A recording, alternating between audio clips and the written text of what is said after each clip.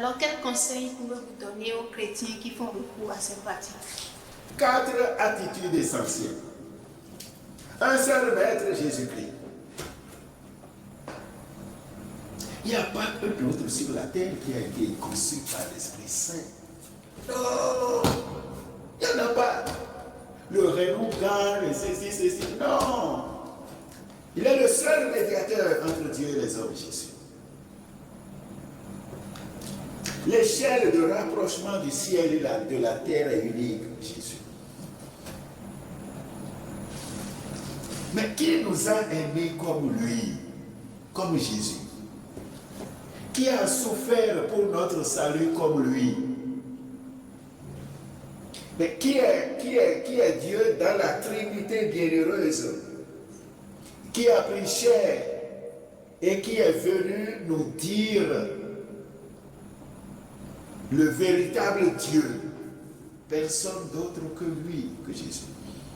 Bon, je ne vais pas parler de ces nombreux miracles, mais qui nous a donné sa chair et son sang, nourriture et boisson, pour que son immortalité nous imprègne, pour que nous ressuscitions avec lui pour la vie éternelle.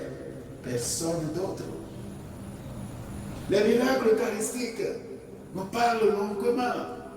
Celui de l'anciano, ou après la prière consécratoire, on voit là à l'autel la chair, le sang.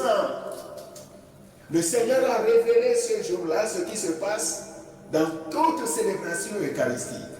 Il a fait connaître ça par nos yeux de chair. Et depuis ce miracle de l'anciano, on a noté déjà au moins 131 miracles eucharistiques. Je dis bien 131 miracles eucharistiques. Mais après des siècles, là, cette chair n'a pas pourri. Ce sang n'a pas pourri. Quand moi je suis allé à Rome, en 2000, je suis allé jusqu'à dans cette petite église, les Gonziano de Chieti, en Italie, voir, conservé depuis des siècles, déjà presque 1300 ans. Mais ça n'a pas pourri.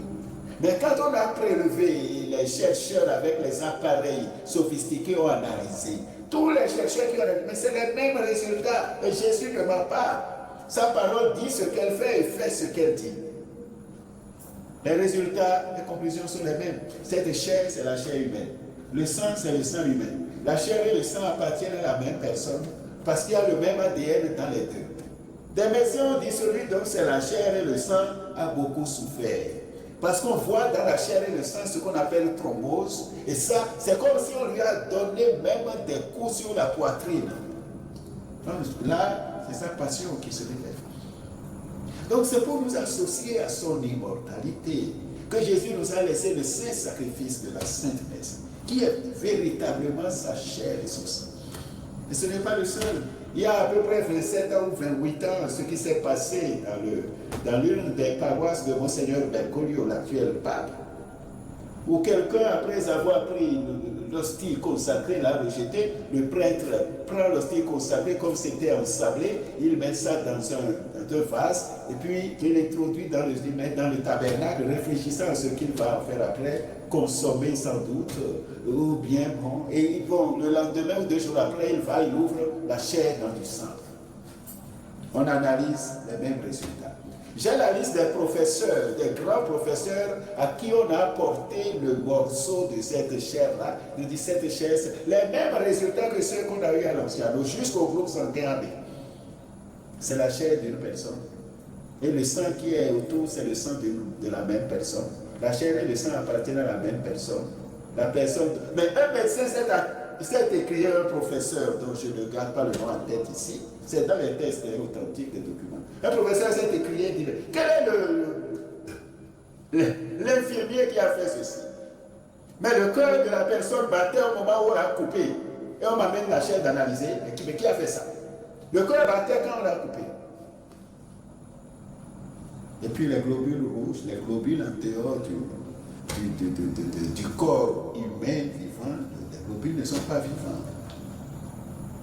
Mais là, on a vu que tous les globules étaient encore vivants. Ils ont été extraordinaires. Mais le salut vient par Jésus-Christ. Au Colossiens 1,19, nous dit, Jésus a définitivement anéanti le pouvoir de Satan et fait la paix par le sang de sa croix. Mais nous avons une puissance colossale que nous valorisons peut-être à 1%, mais l'esprit du mal a une puissance minime et qu'il valorise à 200%, et nous pensons qu'il est puissant. Jean-Marie Vianney a dit Satan même s'étonne. Il s'étonne de ce que les chrétiens, les hommes tombent aussi facilement dans ces pièges, malgré la puissance de leur Dieu. Et réfléchissant, l'esprit du mal a compris que c'est parce que nous nous mettons si vite en dehors de Dieu que nous sommes si vulnérables. Mais qu'est-ce qu'on va chercher ailleurs? Je vois c'est Sogudola.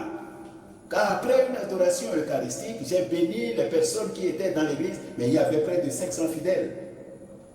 Dans cette station, c'était l'occasion d'une fête, et même les chrétiens de Notre-Dame Savalou étaient venus là, nombreux.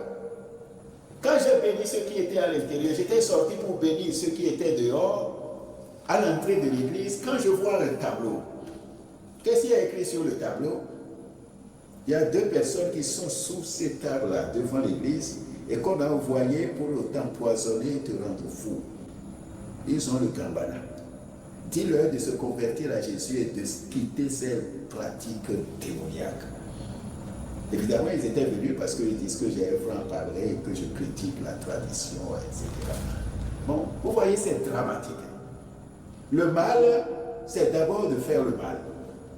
Le plus grand mal, c'est de s'installer dans le mal et de s'y attacher fermement et de refuser la conversion. Et le mal le plus grand encore, c'est de combattre les personnes qui nous appellent au bien, qui nous appellent à quitter le mal. Mais quand j'ai dit ça, j'ai tenu le Saint-Sacrement comme ça, j'ai dit, mais le Seigneur me dit que sous cet arbre-là, devant moi, il y a 2 qui sont venus m'empoisonner. Ils vous demandent de vous convertir à Jésus. Mais le gris-gris qu'ils avaient a pris feu dans leur poche. Et les 2 sont tombés. Ils se sont mis à hurler, les gens ont entonné le chant d'action. Et voilà la puissance que nous avons. Et nous allons chercher quoi? Où? Bon. Donc, un seul maître Jésus-Christ, pas d'idole devant lui. Deuxième attitude essentielle, le suivre maintenant. Il ne faut pas reporter à demain, parce qu'il vient pour nous un jour qui n'a pas de demain. Faire chaque chose avec l'immortel amour comme si on la faisait pour la dernière fois. Pour y mettre le plus de soins possible. Vivre dans l'amour et savoir que notre âme est une cathédrale où le Saint-Sacrement de l'amour doit être constamment exposé.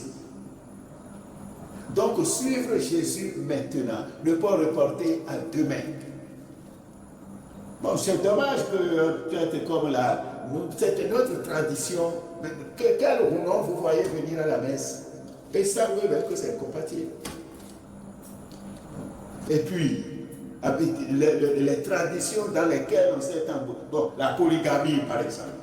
On dit que non, que ça, c'est une valeur de notre tradition, c'est ceci, cela, mais le Christ ne dit pas ça. Nous ne pouvons, ces pratiques-là sont contraires à nous. Le Christ ne dit pas ça. Il les créa hommes et femmes, 2. Et il dit ce que Dieu a uni, que l'homme ne le sépare pas. Et c'est le même qui dit, le bien que tu veux qu'on te fasse, fais-le au prochain. Le mal que tu ne veux pas qu'on te fasse, ne le fais pas au prochain. Mais quel est le polygame qui a 4 femmes qui aurait voulu que chacune de ces femmes prenne 4 maris, 4 autres maris, et qu'elles aient leur maison, que les maris aient leur maison dans sa concession, comme les 3 femmes ont leur maison dans sa concession. Non, la tradition, il faut voir. La justice de Dieu est loin de ça. Donc, le suivre maintenant. C'est ça, j'ai introduit déjà la 3e attitude. Renoncer à ce qui lui est contraire. C'est-à-dire lutter contre le péché que le catéchisme catholique, l'Église catholique appelle le pire des maux. Permettez-moi de raconter ceci pour parler de la gravité du péché. Vous voyez le grain. le grain de maïs, le grain de haricot, quand on le met en terre et le germe est bon, alors ça pousse et ça donne de nombreux autres grains semblables. Notre vie, la vie de l'âme, de notre âme dans notre personne est semblable à cela. C'est-à-dire, le germe est dans le grain ce que l'âme est dans notre personne.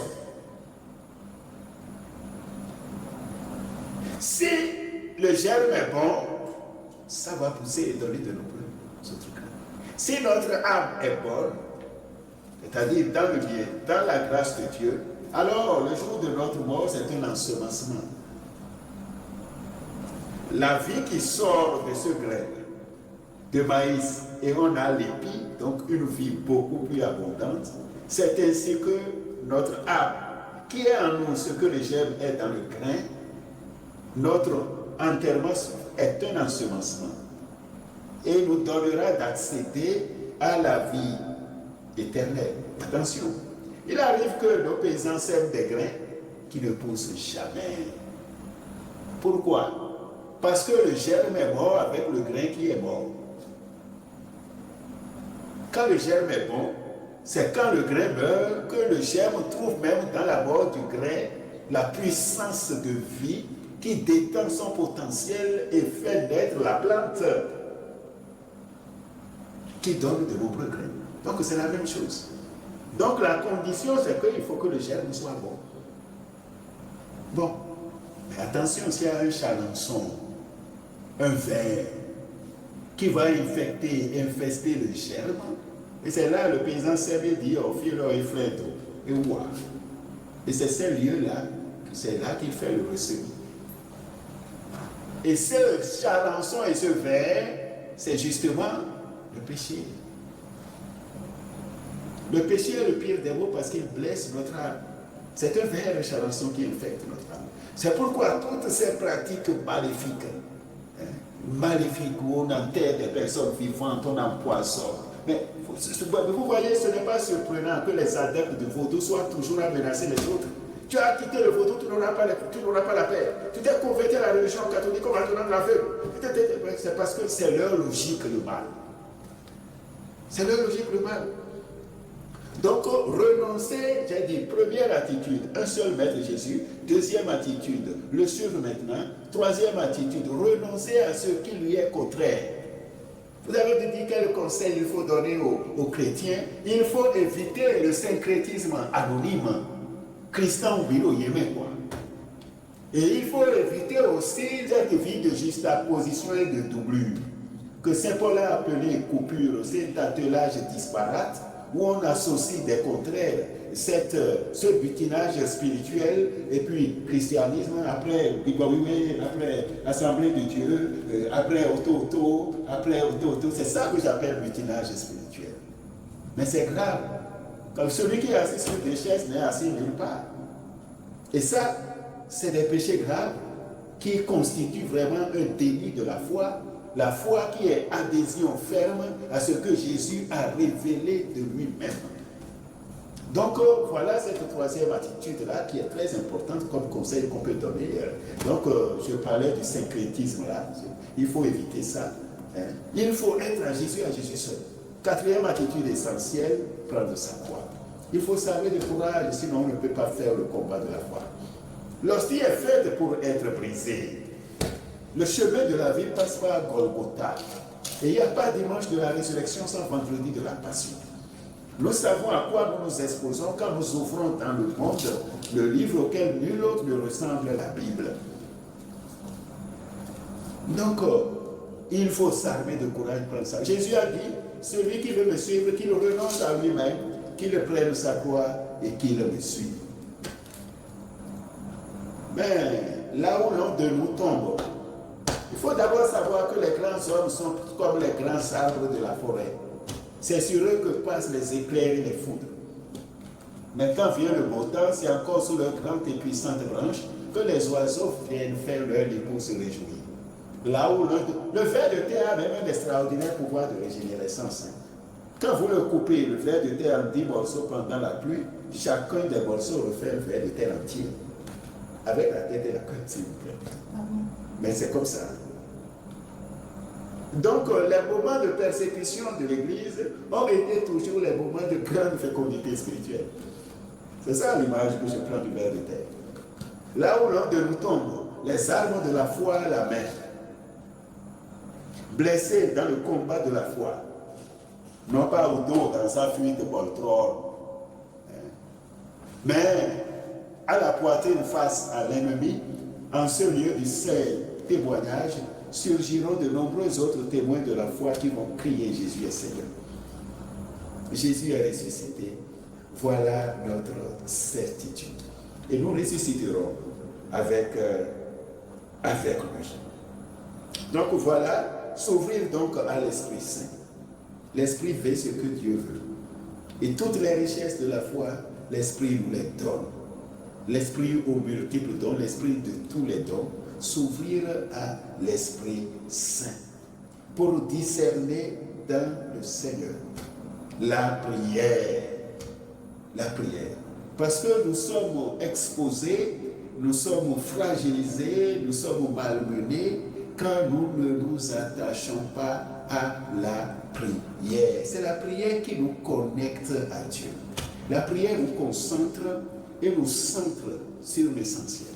Nous centre sur Jésus-Christ.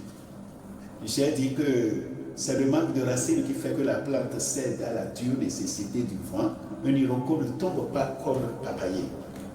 Quand nous sommes enracinés dans la prière, nous avons la force de l'Esprit qui nous assiste en tout. Priez, priez et priez encore. Évitez les sectes. C'est une tromperie, un piège du démon. Toutes ces sectes, tout comme le vôtre, c'est pour nous éloigner des sacrements. Les sacrements, dit le catéchisme de l'Église catholique, mode privilégié par lequel l'action de Dieu agit au plus intime de l'âme. Dieu agit de plusieurs façons dans l'âme, mais les sacrements sont les voies les privilégiées, les modes privilégiés. Mais quand nous allons dans cette secte-là, ce qu'ils appellent baptême, ce n'est pas un baptême. Et s'ils racontent qu'ils disent des messes, mais ce n'est pas la messe. Non, le miracle qui se réalise là, où le pain devient le corps du Christ, comme j'ai dit tout à l'heure, l'anciano, etc. Mais ça ne se réalisera. Vous n'apprendrez jamais ça chez eux parce que ça ne se réalise pas. Vous ne verrez jamais une manifestation du chant. Parce que c'est sans contenu spirituel de l'affaire. Et quand vous voyez le manioc dans et vous pensez que c'est du manioc, mais ce n'est que l'écorce, vous mettez le pied là-dessus, ça fait partout. Parce que les termites ont déjà tout rongé à l'intérieur, il ne restait que l'écorce. Mais leur affaire de spirit, c'est sans contenu spirituel. Ce n'est que ça. Asile qu'on appelle tofu là, arachide de 100 graines. Et c'est une vaste blague, une vaste tromperie, ces sectes-là, que l'esprit du mal utilise pour éloigner des vrais sacrements, pour éloigner de l'Église. Et c'est pourtant là notre force, notre puissance, notre libération. Donc voilà ce que j'avais à vous dire sur cette question.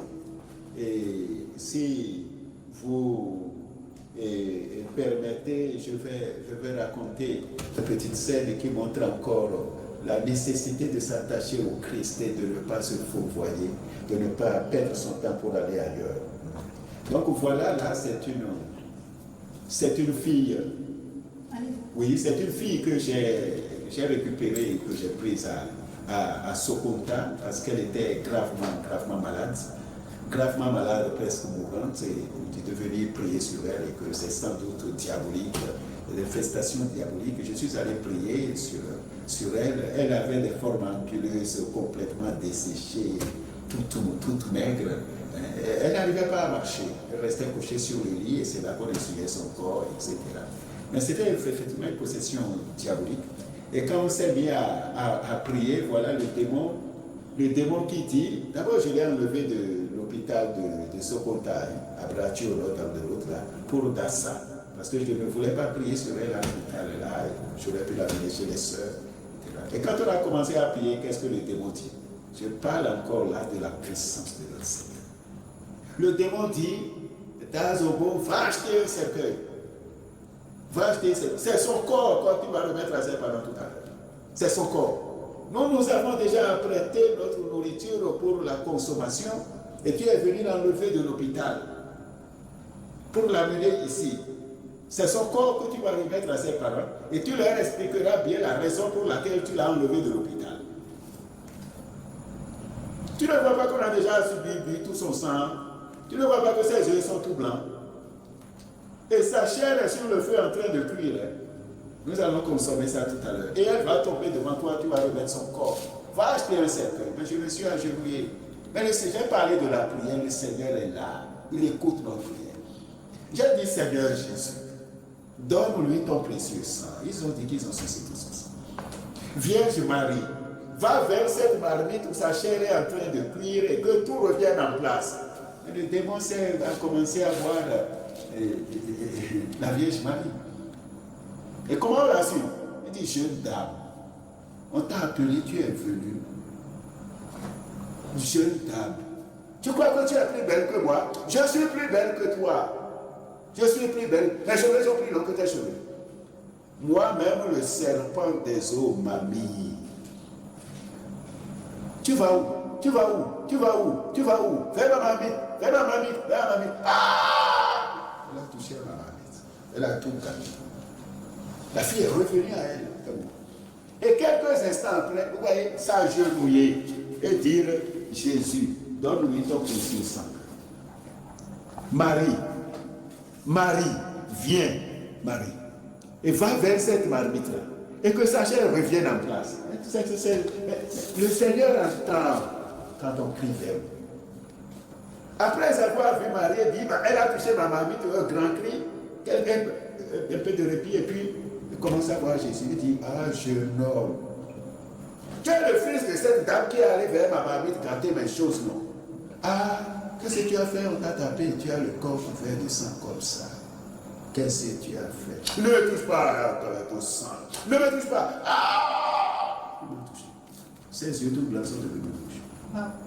Mais nous savons, Jésus nous a tout donné. Il nous a tout donné. Mais nous n'avons pas conscience. Nous n'avons pas conscience de sa présence. Nous ne savons pas ce que c'est que la messe. Mais évidemment, pas tout le monde, je dis quelques chrétiens. On ne sait pas. Parce que si on savait, on n'irait jamais. On n'irait jamais ailleurs.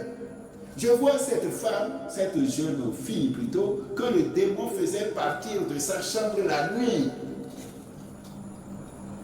Et porte et fenêtre fermées, portail fermé, s'il vous plaît. Et le lendemain matin, on peut voir cette fille-là toute nue, déjà violée par le démon mamie. Le démon vient la prendre dans la chambre et la porter dehors, et on la voit après, toute fatiguée, abandonnée au bord de la voie, nue, à 10 km par exemple de sa maison. Porte et fenêtre fermées. Et voilà que j'ai dit aux gens, achetez une petite statue de la Vierge Marie. Ce qu'ils ont fait. J'ai béni la statue et j'ai dit de mettre au chevet de la fille, le démon ne peut jamais revenir. Et je vois une autre fois où je priais sur une fille et puis le démon me dit, bon, je vais partir. Mais je vais prendre le volant de ta voiture et te conduire sous le camion Titan. Le camion va t'écraser aujourd'hui même. Le camion va écraser qui? Moi, le démon dit, par la bouche de la possédée, qu'il va partir, mais qu'il va prendre le volant de ma voiture tout à l'heure quand je vais retourner et me conduire sous un camion Titan pour qu'il m'écrase. Mais quand il a dit ça, j'ai dit, Vierge Marie, viens dans la voiture avec moi. Et après ça, je lui ai dit, parce qu'il était encore il n'était pas encore parti, il était encore sur la personne qui était sous son influence. Et après avoir dit ça, j'ai dit, bon, viens, allons dans la voiture. Fous-moi le camp, fiche-moi la belle chose. Cette dame-là, tu l'as appelée et je la vois déjà assise dans la voiture en train de t'attendre et tu me dis de venir. Je t'ai dit que je reste avec elle. Je t'ai dit que je viens avec elle. Je t'ai dit que je viens avec elle. Elle fiche le cœur chaud. J'ai dit oui, je suis effectivement chaud, mais la dame est venue. Donc il y a beaucoup de choses comme ça qui témoignent de la... Et puis c'est pas ces petites scènes-là qui nous racontent ça. L'évangile suffit. Lazare mort depuis 4 jours. Le corps pourrissait avant qu'on le mette en tombe. Et Jésus a dit Lazare, il est devenu vivant. Hein?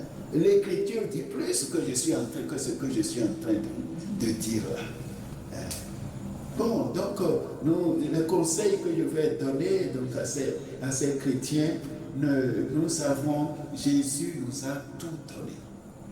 Pour notre délivrance, notre protection ici-bas.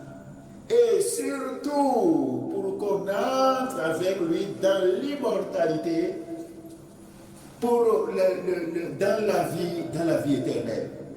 Il n'y a pas bien plus grand. Alors, le rendez-vous de l'éternité, il ne faut pas jouer avec. Il ne faut pas jouer avec. Maintenant, nous pouvons vouloir le bien et faire le bien. Et le bien que nous faisons, ça imprime à notre âme une marque décisive et nous prépare pour l'éternité. Mais le mal que nous faisons aussi corrompt notre âme. Que Dieu nous donne donc de répondre présent au rendez-vous de l'éternité. Amen. Donc voilà les 4 attitudes essentielles que je conseille, que le Seigneur nous assiste et nous donne surtout la lumière de son Esprit Saint. Amen. Pour que nous distinguions la vie qui nous perd de la vie qui nous sauve, que nous nous attachions à la vie qui nous sauve et que nous nous éloignions de la vie qui nous perd. Amen. Voilà.